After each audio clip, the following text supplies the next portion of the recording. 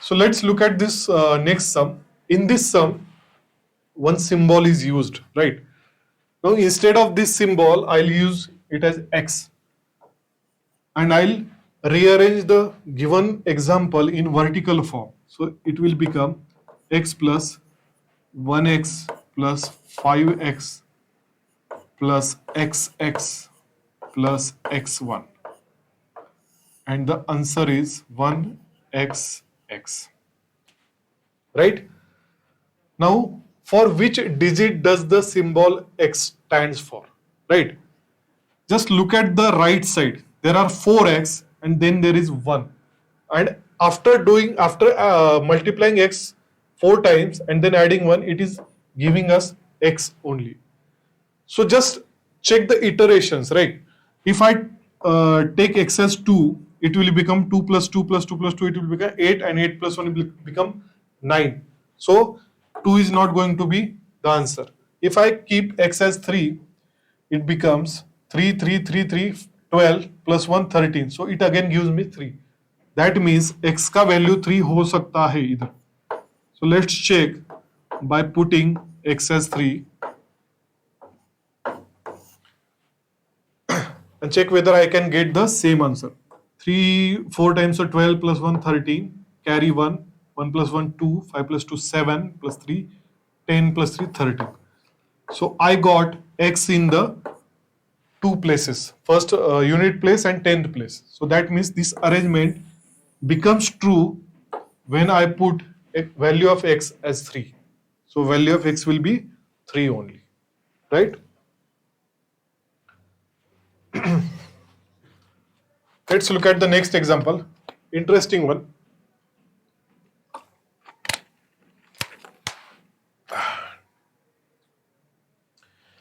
One page is torn from a booklet whose pages are numbered in the usual manner, starting from the first page as 1.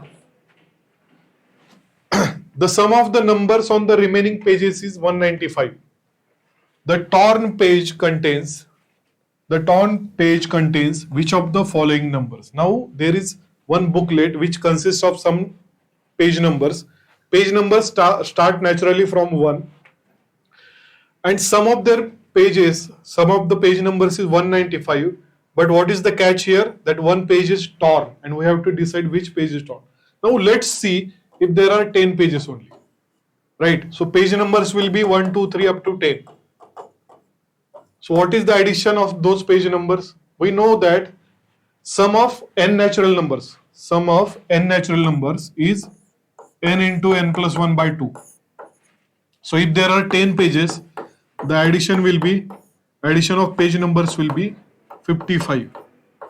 So we have to keep doing it until the page count or addition of page numbers will be close to 195.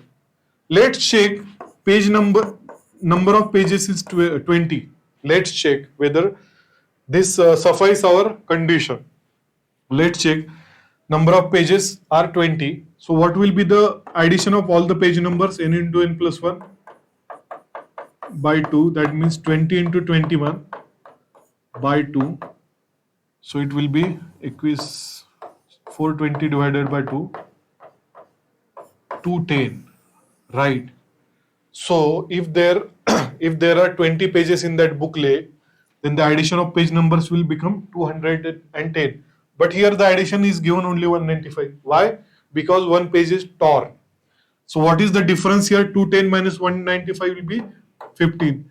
So the page that is torn contains the page numbers such that their addition will be 15. So what is the option? 7 and 8, because 7 plus 8 becomes 15. If I add 15 into 195, it will give me value 210. That means that booklet has 20 number of pages, right? So question would have been how many pages that booklet had. So the answer would have been 20.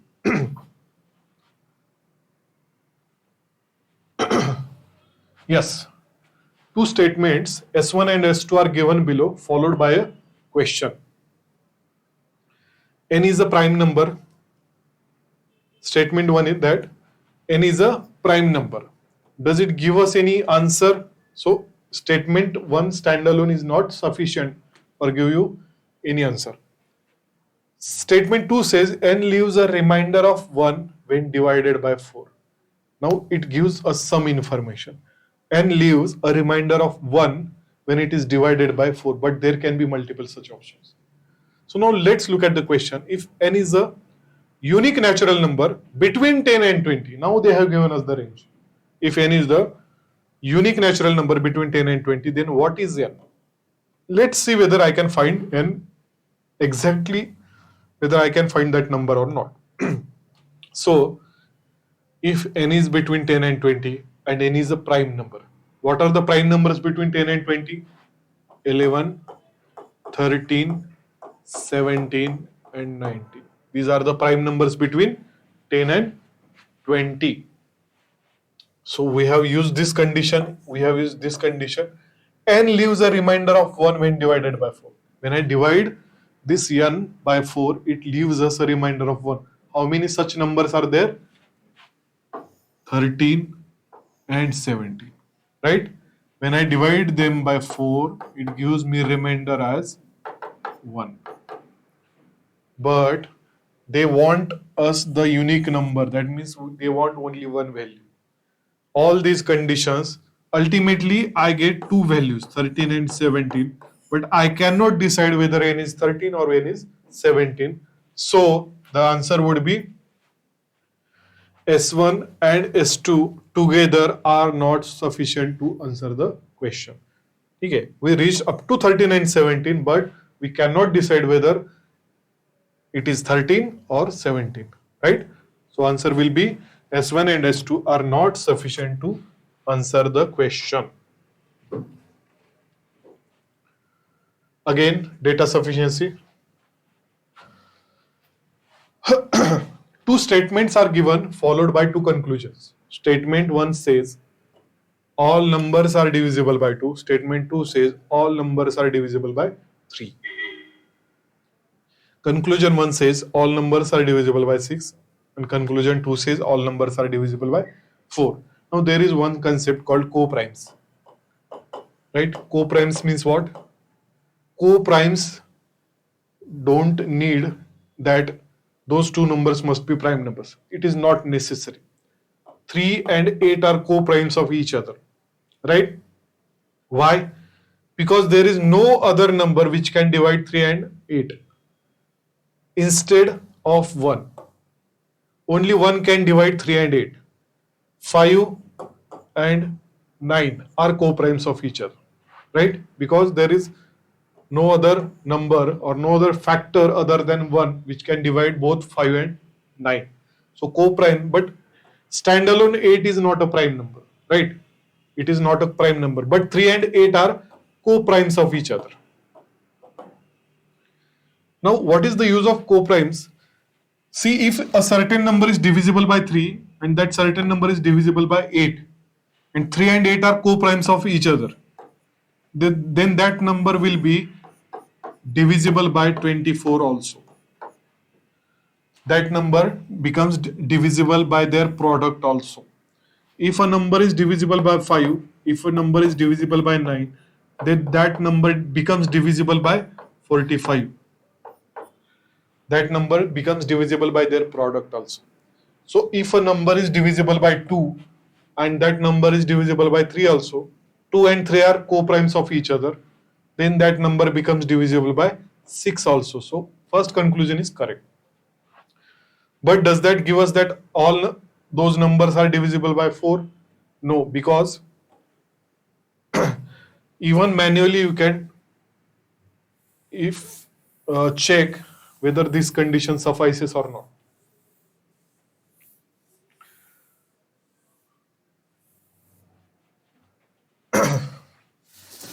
All numbers are divisible by 5. Why this condition is wrong? Because a number which is divisible by 3 doesn't necessarily gives us that it will be divisible by 4 also, because there are some numbers which are divisible by 3 which cannot be divisible by 4, such that 9 is divisible by 3 but it is not divisible by 4, right? Now let's check all numbers that are divisible by 2. and all numbers that are divisible by 6. So tell me first number which is divisible by 2 and 3. It will be 6, 12, 18. So those all numbers become divisible by 6 also, right? But check with 4. 6 is not divisible by 4. 18 is not divisible by 4. So second condition is wrong. So only conclusion 1 follows. Only one conclusion 1 is correct.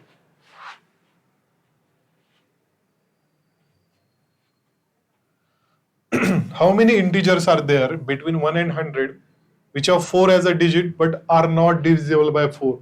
These are again recurring questions, very important.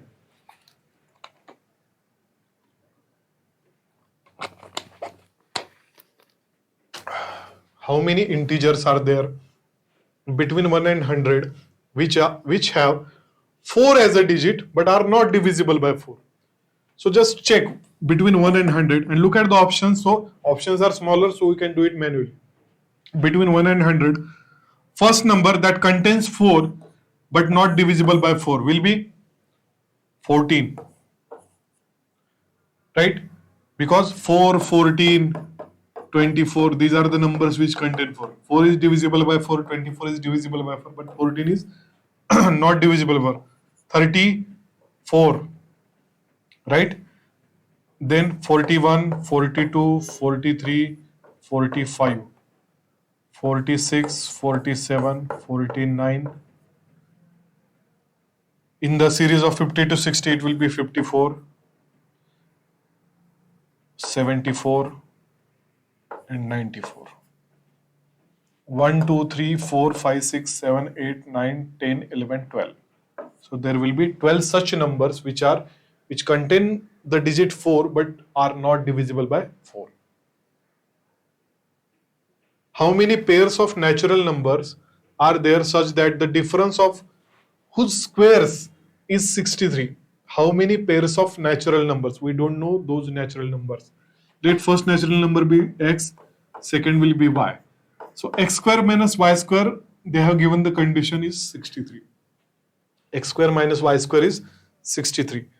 So what is the expansion of x square minus y square? X plus y, x minus y, right?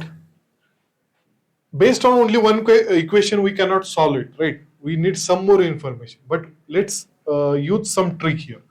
Now, see, this is on the left side, it is a product.